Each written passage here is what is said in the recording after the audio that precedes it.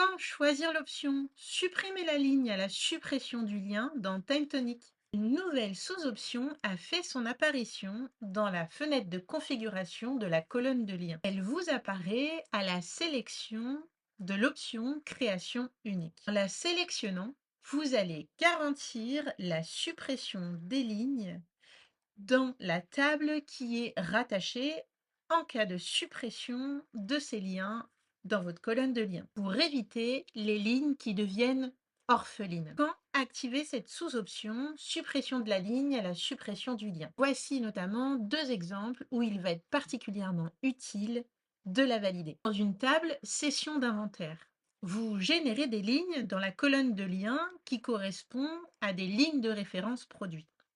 Si toutefois vous vous êtes trompé et vous voulez supprimer une de ces lignes de produit, vous aurez la certitude que cette ligne de produit sera également supprimée dans la table auquel elle est rattachée, de façon à éviter à ce que cette ligne soit orpheline. Un autre exemple, la création de devis. À l'insertion des lignes de services vendus dans votre devis, vous voulez supprimer ou corriger une ligne depuis la colonne de lien, vous supprimez et vous vous garantissez que dans la table auquel elle est rattachée, cette ligne ne devient pas orpheline et sera également supprimée. Regardons concrètement comment cela est représenté. Je suis dans une table de devis. Je vais ouvrir la fiche de ce devis et aller à la ligne de la colonne de lien qui me permet d'insérer les produits facturés dans ce devis. Je vais pour l'exemple supprimer la première ligne, la ligne 136. Il me met un message pour me demander si je suis sûre de vouloir supprimer le lien. Je supprime le lien. Et regardons dans la table rattachée des lignes produits comment c'est représenté. Je recherche dans la ligne produit la ligne 136 et je constate qu'elle n'est plus reliée à notre devis. Donc c'est une ligne orpheline. Dans ce cas, si c'était une erreur, je pourrais la rattacher à son devis. Si ce n'est pas le cas, je la sélectionne et je viens également supprimer la ligne. La ligne est supprimée.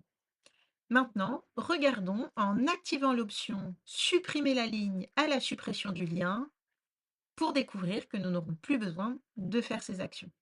Retournons dans la table des devis et ouvrons la fenêtre de configuration de la colonne de lien. Je vais maintenant activer supprimer les lignes à la suppression du lien, qui n'est bien sûr qu'une sous-option de la création unique. Si je ne coche pas création unique, je n'ai pas accès à cette sous-option. Je coche création unique et je coche suppression de la ligne à la suppression du lien. Et je valide.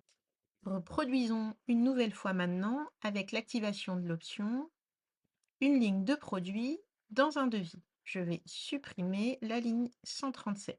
Je ferme le devis et je retourne dans mes lignes de produits. La ligne 137 n'est plus dans ma table.